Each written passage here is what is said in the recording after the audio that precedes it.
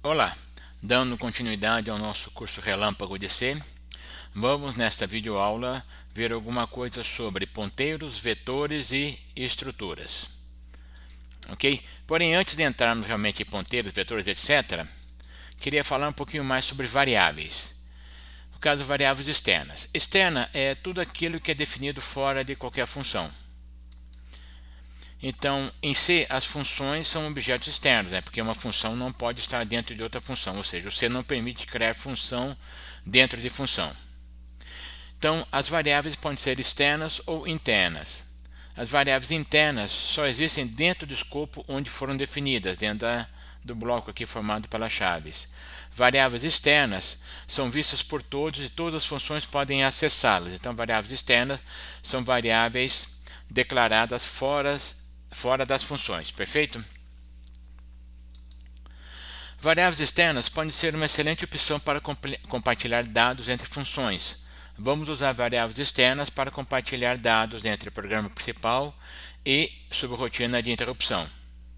Variáveis externas devem ser usadas com cautela, para evitar programas com uma grande massa de dados. As variáveis internas, chamar também de variáveis locais, na verdade são variáveis automáticas e só existem dentro do escopo onde foram definidas. Então, quando você sai desse escopo, a variável automática ela deixa de existir, ela é destruída. Então, as variáveis internas são variáveis automáticas. Isso facilita muito a elaboração de programas, porque se eu tenho uma função A que usa a variável x, nada me impede de criar uma função B que use a variável x, só que esse x e esse x são diferentes, ou seja, eu não preciso ficar me lembrando de todas as variáveis que eu criei. Isso pelo menos é o mínimo que se espera de uma linguagem de programação, né? Tá claro? Mais alguns detalhes. Vocês devem ter visto lá nos programas, include MSP430.h, H é header, né? Então define um arquivo com parâmetros que são compartilhados por todas as funções, por todos os programas.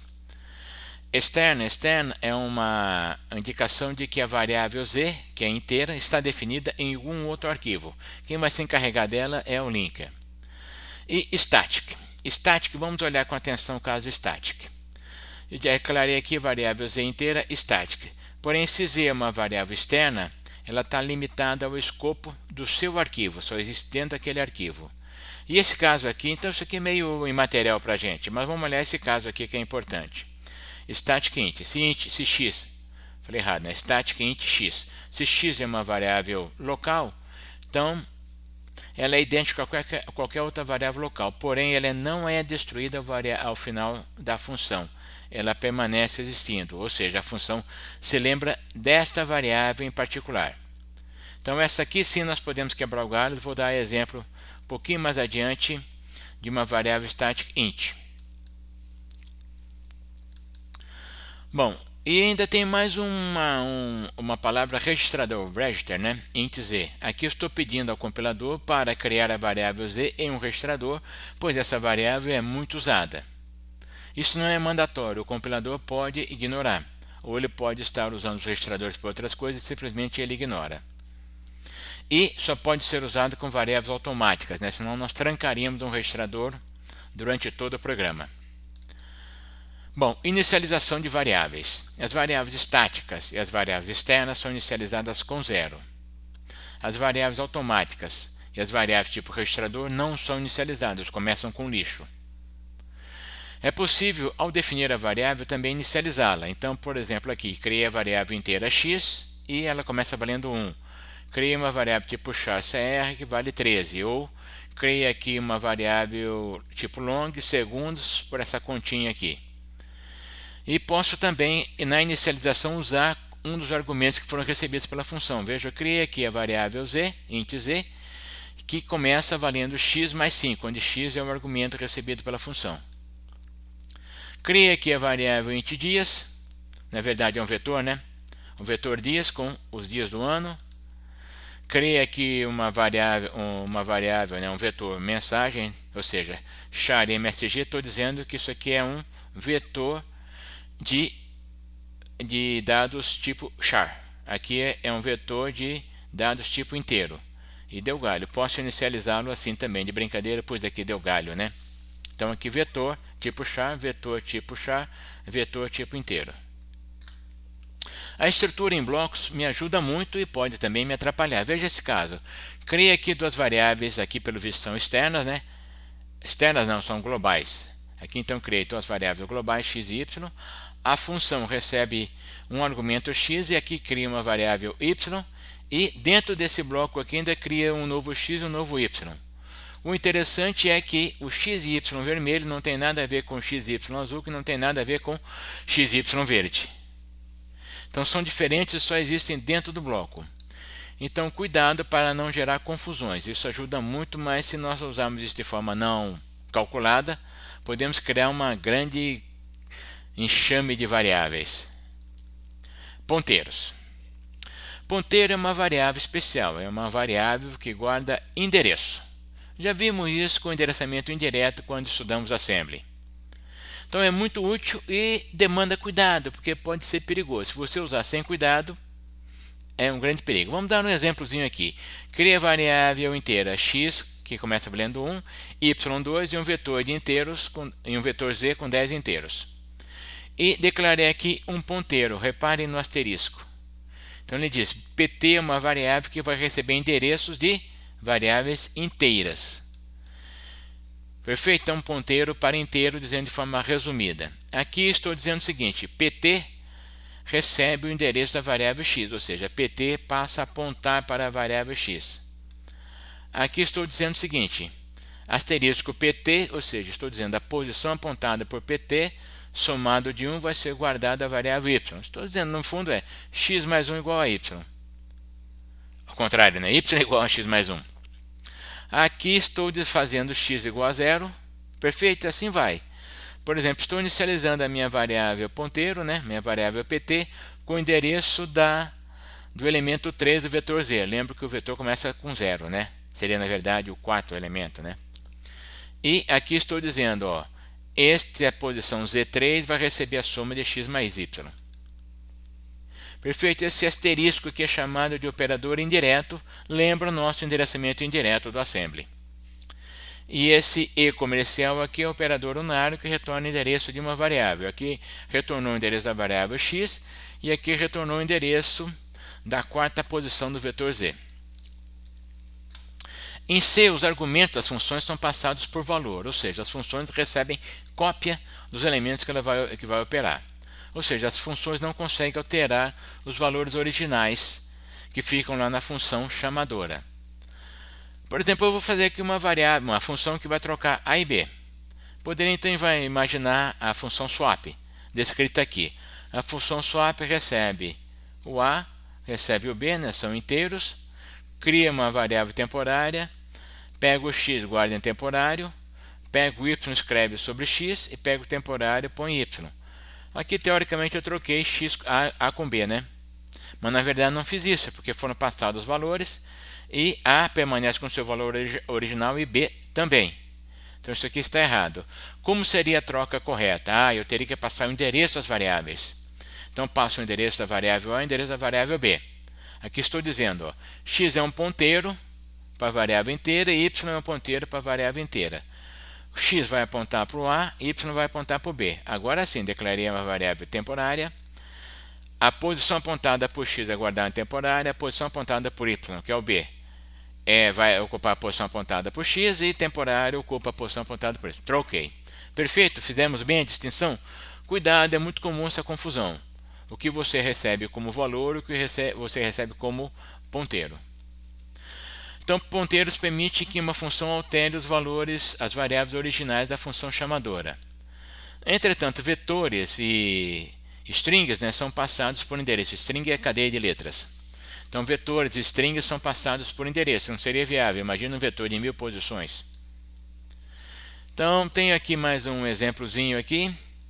Criei aqui uma variável inteira n, um vetor inteiro com 100 posições.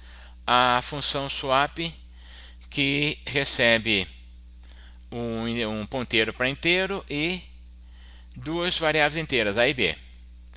Então aqui eu vou chamar a função swap vetor. Repare que é o ponteiro para inteiros. 5 vai ocupar a posição A e 10 a B. O que faz esse swap?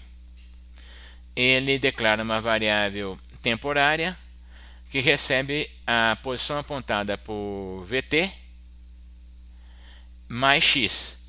X no caso vale 5, né? Então vai pegar o elemento 5 do vetor. E depois vai pegar o elemento 10, né? VT mais 10. O elemento 10 vai copiar em cima do 5, o temporário em cima do 10 e vai retornar, no caso retornou 1. Então ele vai trocar a posição 5 com a posição 10 do vetor. Perfeito? Então, ó, a posição apontada.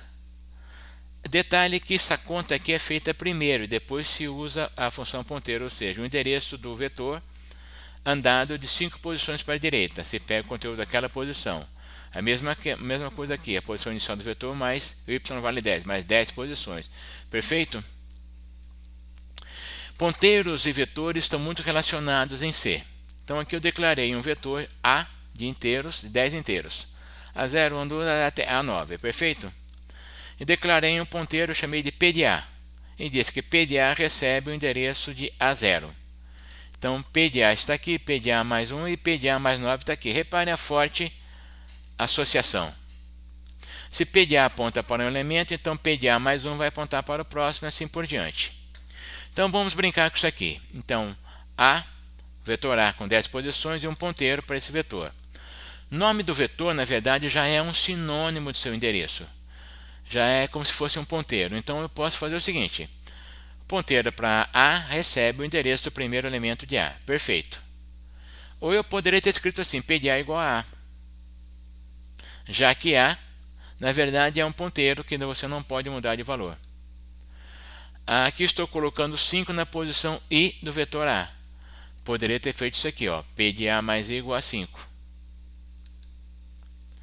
Aqui mesma coisa, posso escrever dessa forma mais compactada. Reparem que eu declarei que era ponteiro e estou usando aqui o colchete, como se fosse o vetor. Não tem problema algum. E posso fazer isso aqui também. Declarei o vetor A e estou usando o A como um ponteiro. Então, ponteiro e vetor em A estão fortemente relacionados se é possível trocar as notações sem problema nenhum. Na verdade, em C, essa notação aqui é convertida para essa daqui. Ou seja, isso aqui é um mero conforto nosso. C trabalha com isso daqui. Estruturas. Estrutura é um caso interessante e demanda um pouquinho de explicação. A estrutura permite você agrupar variáveis iguais ou diferentes. Por exemplo, aqui criei a estrutura ponto, que tem dois elementos, um inteiro x e um inteiro y. Seriam as coordenadas de um ponto no plano cartesiano. Aqui, se fosse 3 dimensões, poderia inventar a estrutura ponto 3D, com x, y e z. As variáveis da estrutura são chamadas de membro. Então, membro x e membro y da estrutura ponto, ou membro x, y e z da estrutura ponto 3D. Estruturas diferentes podem ter membros com o mesmo nome, pois não há confusão. Repare que a estrutura ponto tem esse membro x e a estrutura ponto 3D tem membro x também, não há problema nenhum nisso. Eles são distintos. Aqui eu criei estrutura com dois inteiros e aqui duas estruturas, ponto 1 e ponto 2. Aqui sim a estrutura passa a existir realmente. Então nós temos a estrutura ponto 1 e a estrutura ponto 2. A estrutura ponto 1 tem dois elementos, dois membros x e y, e a ponto 2 também dois membros x e y. Posso definir dessa forma, estrutura, ponto, membros e ponto 1 e ponto 2. Esse ponto em vermelho aqui apenas descreve a estrutura, me facilita no futuro criar outras estruturas. Por exemplo, struct, ponto, ponto 3 e ponto 4. Não preciso colocar tudo isso aqui dentro. Perfeito? Então o compilador já sabe que ponto 3 segue a estrutura que está descrita como ponto aqui. Ponto 4 é a mesma coisa. Então quando eu descrevi a estrutura ponto, já criei duas variáveis com essa estrutura, ponto 1 e ponto 2. E aqui criei outras duas variáveis. A estrutura pode ser inicializada. Struct ponto pt limite 640 por 480. O x vale 640 e o y 480. Isso aqui é a resolução VGA do antigo VGA, né? Uma estrutura sem lista de variáveis não consome memória, apenas define o tipo de estrutura. Aqui, defini o tipo de estrutura e duas variáveis. Aqui consumiu memória. Essa daqui não consome memória. Então essa aqui cria a estrutura, ou melhor, define a estrutura e cria duas variáveis. Essa aqui não. Só cria estrutura, então não consome memória. O membro da estrutura é acessado com ponto. Então, ponto 1, ponto x 200, ponto 1, ponto y 150. Ficou engraçado, né? Ponto 1, ponto x, né? Então, a estrutura ponto 1, o membro x. A estrutura ponto 1, membro y. Estrutura ponto 2 e o membro x e membro y. Perfeito? Por exemplo, se eu quero calcular a distância à origem em um plano em coordenadas cartesianas, a distância é dada pela raiz quadrada de x ao quadrado mais y ao quadrado, né? Então, repara, o membro x ao quadrado, o membro y ao quadrado, tirei a raiz quadrada. Essas estruturas podem ser aninhadas. Criei aqui a estrutura ret, de retângulo, composta por duas estruturas. A estrutura PT1 e a estrutura PT2, ambas do tipo ponto. Estruturas e funções. Para as funções, as estruturas são passadas por valor. Pode ser bom e pode ser ruim, né? Isso pode gerar, o lado ruim é que pode gerar uma grande massa de dados a ser transferida. Se vocês estão lembrados, os vetores são passados como argumento para as funções por endereço. Porém, se estiverem numa estrutura, são passados por valor. Exemplo, a estrutura teste, formada pelo membro x, membro y, e outro membro é um vetor de 10 posições. E cria aquela estrutura TT1. Imagine a função que chama ou que passa TT1. É passado por valor, então vai passar o x, o y e mais os 10 elementos do vetor. E se o vetor for 100 posições? Os 100 elementos do vetor, uma boçalidade, né? Então, para isso, nós vamos trabalhar com ponteiros para estruturas. Aqui criei uma estrutura, ponto, já vimos, criada por dois membros, formada por dois membros, x e y, e ponto 1, ponto 2 e PT2. Acho que eu esqueci de pôr um asterisco aqui, né? Vamos ver como é que eu vou usar aqui. É possível criar um ponteiro para uma estrutura, e assim passamos para a função apenas um ponteiro. Não, aqui está certo. Aqui criei ponteiros, criei também uma estrutura origem do tipo ponto e ponteiro PP1 e ponteiro PP2. PP1 e PP2 são ponteiros para estruturas do tipo ponto. Esses ponteiros precisam ser inicializados. Aqui, PP1, ponteiro para o ponto 1, PP1 recebe o endereço da estrutura ponto 1. PP2 recebe o endereço da estrutura origem. Perfeito? Agora sim os ponteiros estão inicializados e se pode acessar o membro. Por exemplo, o membro z, ou melhor, desculpe, o membro x, é passado para a variável z. Então, reparem, parênteses, asterisco pp1 ponto x. Esse parênteses é muito importante. Então, eu usei o ponteiro para a estrutura ponto 1 para pegar o membro x dela. Está começando a ficar bem complicado, né? O parênteses é importante. Se nós omitíssemos o parênteses aqui, diria que o membro x da estrutura é um ponteiro, e nesse caso aqui. Ponteiros para estruturas são tão usados que existe um símbolo especial para acessar seus membros. Então, aqui um ponteiro para estrutura tipo ponto 1. Aqui eu atribuí em z o membro x dessa estrutura ponto 1, perfeito, já que o PP1 é um ponteiro para ela. Eu posso escrever desta forma aqui. Isso aqui é muito usual, acostume-se com essa anotação. Então, o membro x da estrutura apontada por PP1. É muito comum porque quando passamos estruturas para funções, nós sempre passamos o endereço delas e trabalhamos então com ponteiros. Então, isso é muito usado, acostume-se com essa anotação. PP1 é um ponteiro para a estrutura ponto 1. Estou fazendo referência ao membro x dessa estrutura. Estamos quase acabando. União. União é uma variável tipo coringa. Uma variável que pode receber objetos de diferentes tipos e tamanhos. Aqui defini a união exemplo, que pode receber uma variável inteira, ou uma variável float, ou uma variável char.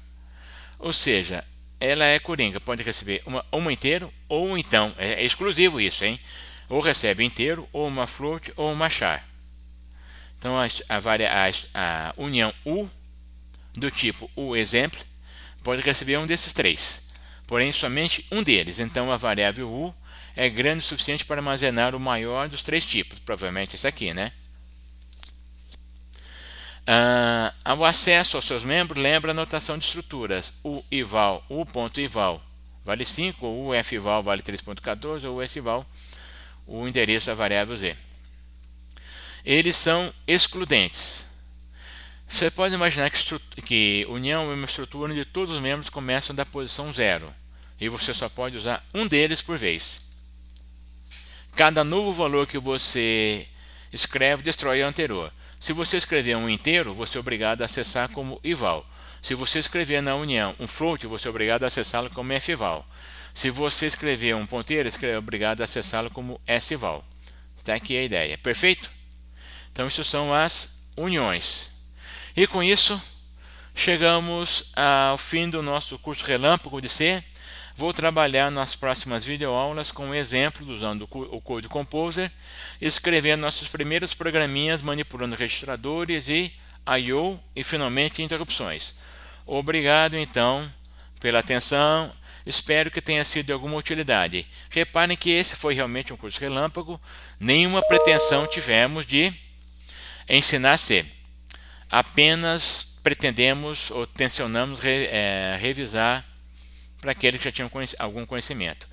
Para os que ficaram inseguros, recomendo o estudo no apêndice C, que trata de programação em C. E se ainda estiverem inseguros, busquem uma bibliografia muito boa na internet ou algum livro recomendado, o livro do Kernighan Rich. Obrigado, então.